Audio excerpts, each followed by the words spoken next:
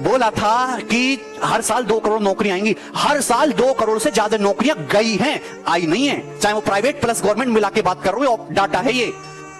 तुम लोग हम पे निर्भर हो, सरकार हम पे निर्भर है और हम आत्मनिर्भर बन जाएं। आज दिल्ली हाई कोर्ट ने, आज या 1-2 दिन पहले दिल्ली हाई कोर्ट ने मोदी गवर्नमेंट को फटकार लगाई। और फटकार में क्या सीधे सीधे शब्द बोले उन्होंने कि आपकी जितनी भी पॉलिसी हैं सब एक तरह के ढकोसला हैं और ये सरकार पाखंड से घिरी हुई है। अगर तुमको चुनाव के लिए फंड इकट्ठा करना था, चंदा मांग लेते, हर आदमी चंदा दे देता।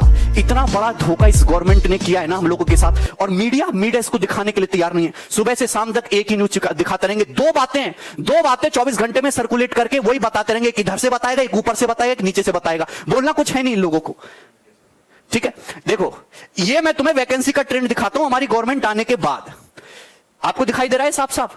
एसएससी सीजीएल 2012 में 16,000 वैकेंसी। आप देखिए गिरावट किस तरीके से होती है। 13 में 16,114, 2014 में आते ही 15,000, 2015 में 8500, 16 में 10,000, 17 में 8,000, 11,000 और ये 8,000। मतलब वैकेंसी आधी हो गई और एग्जाम क्लियर करने का समय दुगना हो गया।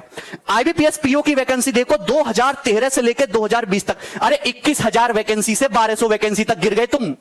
और लोग कहते हैं वाह मोदी जी वाह। हम नौकरी की बात करते हैं तो कुछ लोग कहते हैं, गवर्नमेंट के सपोर्टर कहते हैं ये साला नौकरी मांग रहा है, ये एंटी नेशनल है, अर्बन नक्सल, इससे हिंदू खतरे में, इसको जेल में डालो।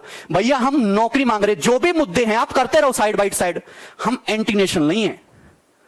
राजद्रोह और देशद्रोह में बहुत फर्क होता है मेरे भाई। हमको नौकरी चाहिए। एक जो बेरोजगार युवा होता है उसकी बहुत छोटी सी दुनिया होती है। वो लाख करोड़, 2 लाख करोड़, 3 लाख करोड़ के फंडे में नहीं घुसता। 35,000 40,000 रुपए उसके महीने की तनख्वाह आनी चाहिए, उसके घर में रोटी बननी चाहिए शाम से, है ना, आराम से। उसके पास इतने ही सपने होते हैं। इस सपनों को उससे छीनने की कोशिश मत करो भाई। और गवर्नमेंट ने अभी लॉलीपॉप दे दिया आपको सीईटी का, कितनी भी अच्छी योजना सही, इसका कोई फायदा नहीं है।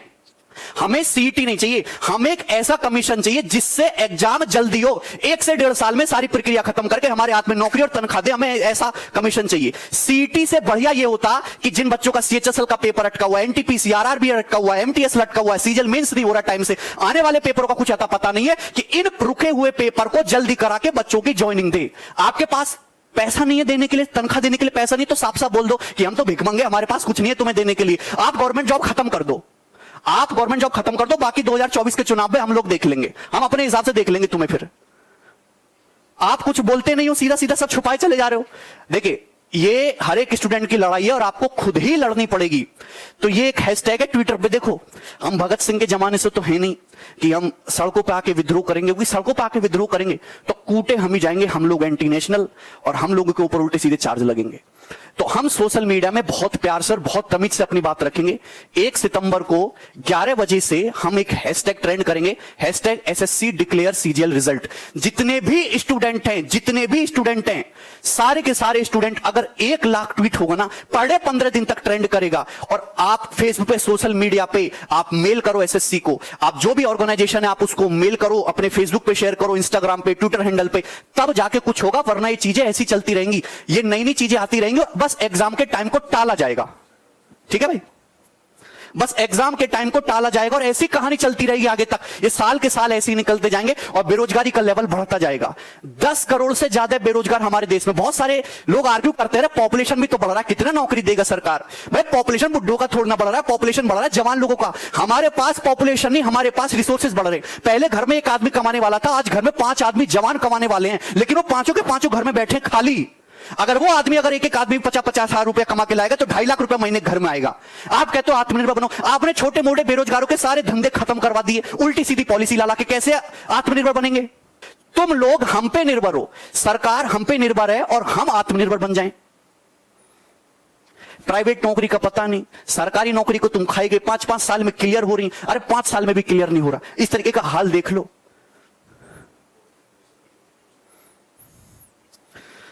या सुबह से स्टूडेंट का मैसेज आता है, बार बार फोन आता है, कभी कभी तो ऐसे मैसेज भी आते हैं, सर 200 रुपया पेटीएम कर दो, 1000 रुपए सर डाल दो, कोर्स फ्री में दे दो, सर पढ़ना यहां अटके हुए हैं, पिताजी की जॉब चली गई, सर कोई टाइपिस्ट की जॉब दे दो, कंटेंट राइटर की जॉब दे दो। मैं क्या करूं, क्या कर सकते हैं हम।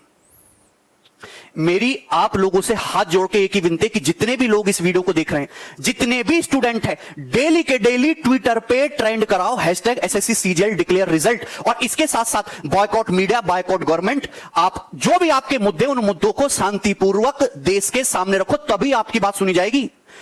घर में बैठे बैठे तुम्हारी बात कोई नहीं सुनना जाएगा।